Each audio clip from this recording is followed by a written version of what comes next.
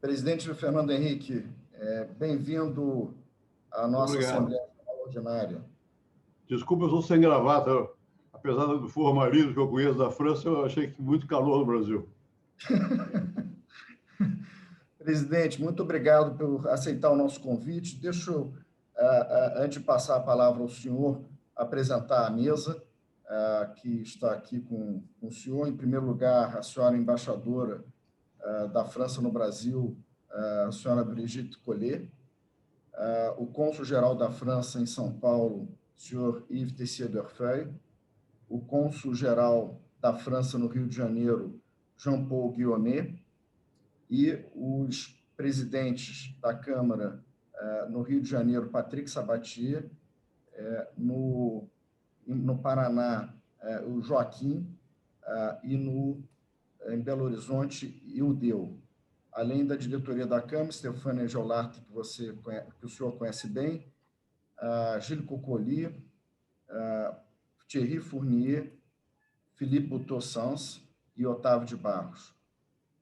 Então, seja bem-vindo, presidente.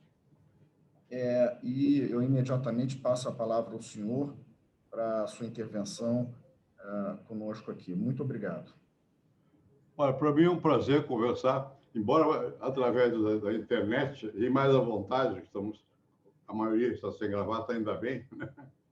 É uma satisfação poder retomar esse contato com a Câmara França-Brasil e conversar um pouco sobre o pouco que eu sei a respeito do tema que me é proposto.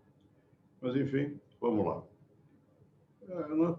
Primeiro, óbvio, o que vai ser da economia mundial depois da pandemia? Pouco se sabe, mas se pode fazer algumas hipóteses, né? Há os que dizem que vai ter uma recuperação em V, os outros pensam que vai ser em U. Economia, quanto ao futuro, é objeto de uma especulação muito mais do que uma análise. Em todo caso, com as forças existentes do mundo, é provável que a recuperação seja mais rápida do que normalmente ocorreria. Bom, isso no mundo que já está bastante abalado, porque essa pandemia, o nome já diz, pandemia, pega tudo, atingiu todos os países, alguns mais dramaticamente do que outros. Para a surpresa de muitos de nós, inclusive minha, afetou mais fortemente os Estados Unidos e o Brasil do que a Europa. Foi bem afetada também, do que a África. Da Ásia eu sei pouco. Mas, de qualquer maneira, é um fenômeno novo. E nós já víamos um processo de diminuição do ritmo de atividades. Vocês conhecem isso melhor do que eu não preciso entrar em detalhes, mas já havia um arrefecimento normal, digamos, umas crises das crises cíclicas, somada ao fato de que a tecnologia está mudando rapidamente no mundo. Bom, isso vai se agravar. Evidentemente, com o número de desempregados, os cálculos são variáveis, mas é grande, e vai acontecer um agravamento dessa situação social. Diante da situação social, os governos ficam sempre naquela dúvida: o que eu faço? Eu seguro o controle do gasto, eu mantenho o equilíbrio fiscal ou eu vou salvar vidas? Em geral, faz uma coisa intermediária. O resultado é patético. Eu fui responsável, numa certa altura, pela economia brasileira, por sorte não sou agora, pobre quem seja, que era um momento em que havia desafios grandes, que a inflação galopava, e a inflação ilude. Muita gente ganha, ou pensa que ganha dinheiro. E o governo fica numa situação difícil, a dívida aumenta e, por fim, tem que pagar. Bom, conseguimos com o plano real e tal. Nós não chegamos a esse ponto.